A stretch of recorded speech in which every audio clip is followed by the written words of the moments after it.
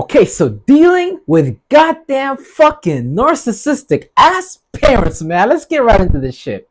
You know, a lot of the times when we grow up, especially, whatever generation you're a part of, the parent that you have may be so consumed by their own individuality, may be so lost in their own ego, that they may try to use their children as a means of fulfilling themselves, as a means of validating themselves via you listening to everything they say, via you doing everything they tell you to do, via you feeling like how they want you to feel, via you seeing things how they want you to see. So a lot of the times, a narcissistic parents will try to force their personality on your personality, to the point that they might actually shut down your personality. So a lot of the times, or still to today, I grew up in a way where, like, I actually forgot how to express myself, because the way my parents came at me when I was young was so forceful. It's like, if I didn't think, feel, do things a certain way, automatically went to a beating. It went to like it just got things escalated really quickly, being yelled at to extreme rates and stuff like that, to the point that all you might do is just be in this contraction state where you just forgot how to actually expand your awareness and express yourself again. And a lot of the times, unfortunately, these parents may be like that forever, or you might be the sign for them to actually begin to change. Because if they don't change, a lot of the times their own children will start to develop some type of hatred towards them, and they might even wonder, like, where is this hatred coming from? Where is this anger coming from? And they might genuinely believe that they didn't do anything wrong, because that was actually done to them by their parents, and they think that that's normal. So in their mind, they think their ego is supposed to be upheld. In their mind, they think their personality is supposed to be upheld, to the point that, like, they just shut down everyone's personality, as far as mainly when it comes to their children, from expressing their true authentic individuality. So a lot of the times we have to deal with this negative perception, or this negative energy that's embedded in us from our parents, because really we start to even hate ourselves. We start to look at ourselves like something must be wrong with us, something we need to fix ourselves. Like, but the truth is, nothing is really wrong with us.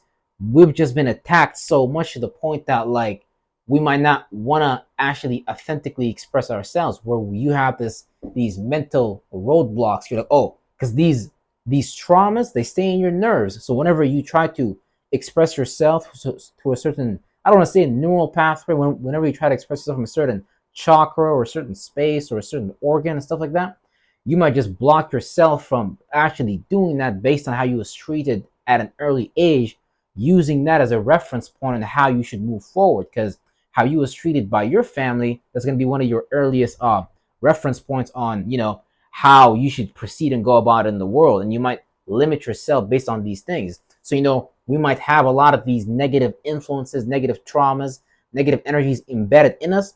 And unfortunately, man, it's like, you can't wait for somebody to apologize to you. You can't wait for none of these things, because literally, it's like, do you want to improve your life? Yes or no? That's what you gotta ask yourself. That's why it's so important to let go of these things that don't serve you. Even though, yeah, sure, something may have happened to you, and it may have been unfortunate. You may have been abused in some type of unfair way, in some type of you might be the black sheep, whatever your case may be. The thing is, you have to let go of that energy. You have to let go of that perception, because it's literally killing you. It's making you frustrated. It's making you angry. It's making you want to attack somebody, hurt somebody.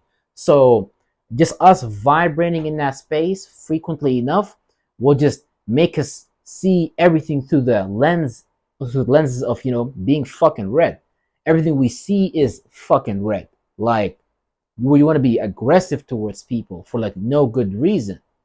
So I had to learn to take these negative perceptions and transmute them, not for their sake, for my sake, because it's a part of me taking care of myself. Now, were the events that happened true? Sure, absolutely. But at the same time, though, it's up to me to take responsibility for that energy and be accountable and responsible, so I can actually begin to move forward with my life in a healthy, balanced way. Because you're not forgiving them for them.